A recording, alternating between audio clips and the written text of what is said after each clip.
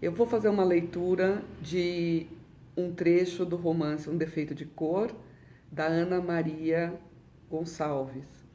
Eu acho que é um dos romances mais importantes que as pessoas leiam hoje em dia no Brasil.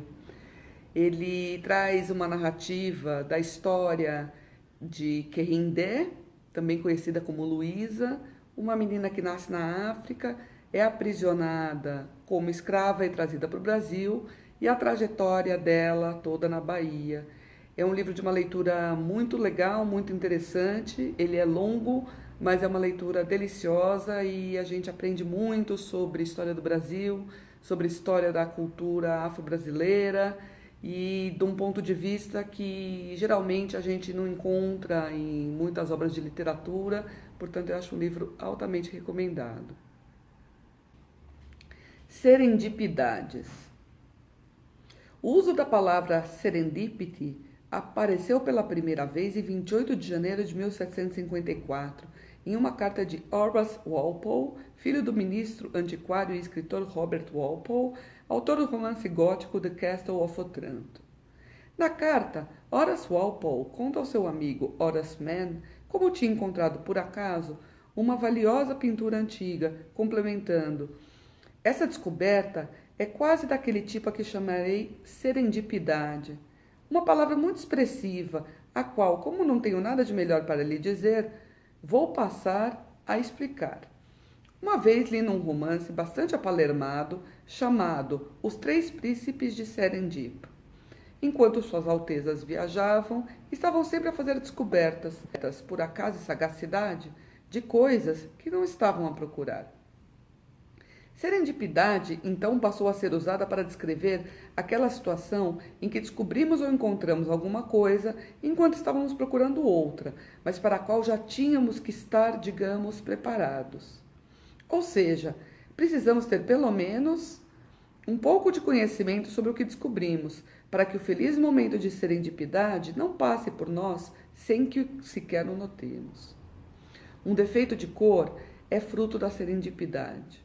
Ele não só contém uma história, como é também consequência de uma outra história, que depois de pensar bastante, percebi que não posso deixar de contar. Até poderia, mas além de não estar sendo honesta, também estaria escondendo o que ajuda a fazer desse livro um portador de histórias especiais. A primeira dessas histórias aconteceu em janeiro de 2001, dentro de uma livraria. Eu estava na seção de guias de viagem, procurando informações detalhadas e ilustradas sobre a cultura, o povo, a história e principalmente a música de Cuba. Separando alguns guias para ver com calma, vários deles, como peças de dominó, caíram da prateleira e consegui segurar apenas um, antes que fosse ao chão.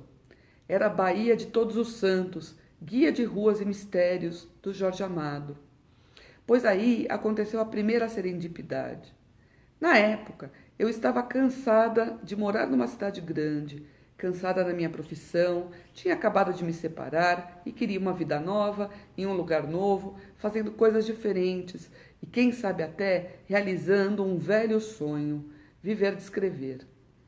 Desde o dia em que o livro de Jorge Amado caiu em minhas mãos, eu sabia que esse lugar de ser feliz tinha que ser a Bahia. Ainda na livraria, de pé diante da prateleira, abri Bahia de Todos os Santos e comecei a ler o prólogo, chamado Convite. E quando a viola gemer nas mãos do seresteiro na rua trepidante da cidade mais agitada, não tenha, moço, um minuto de indecisão.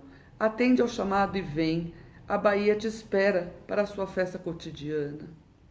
Na hora, tive a sensação de que ele tinha escrito aquelas palavras exatamente para mim. E foi o que foi virando certeza quando continuei correndo os olhos pelo doce convite tentador.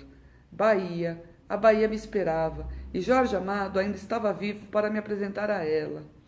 Num trecho mais adiante, ele mesmo diria: vem e serei teu Cicerone. Eu não tinha ainda a mínima ideia do que fazer na Bahia, mas quando o momento é de serendipidade, as coisas simplesmente acontecem. Foi por isso que encontrei em algumas páginas adiante o seguinte texto: do Alufale-Cutã, quem conhece o nome, os feitios, o saber, os gestos, a face do homem. Comandou a revolta dos negros escravos durante 4 dias e a cidade da Bahia o teve como seu governante, quando a nação malê acendeu a aurora da liberdade, rompendo as grilhetas e empunhou as armas, proclamando a igualdade dos homens.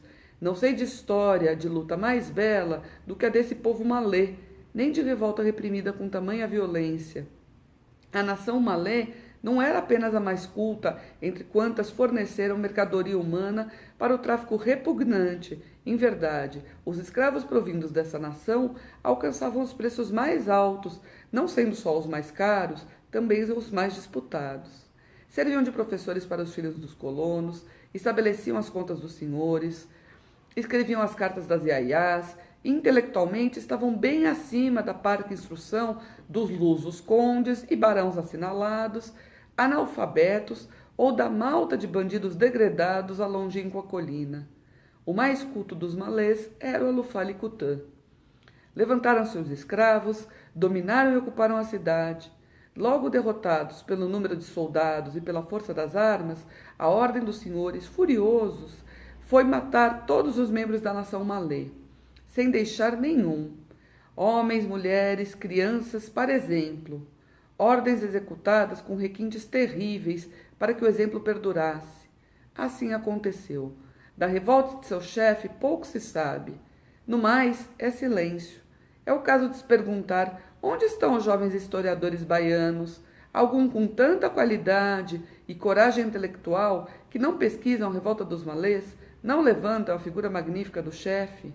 Tema para estudos históricos que venham repor a verdade, redimir a nação condenada, ressuscitar o Alufá, retirá-lo da cova funda do esquecimento, na qual o enterrou a reação escravagista. Tema para um grande romance. Acho que esqueci pelo chão os guias sobre Cuba, encantada com o que tinha acabado de descobrir, porque apesar de não pertencer à categoria dos jovens historiadores baianos, estava claro para mim a provocação sobre escrever o romance.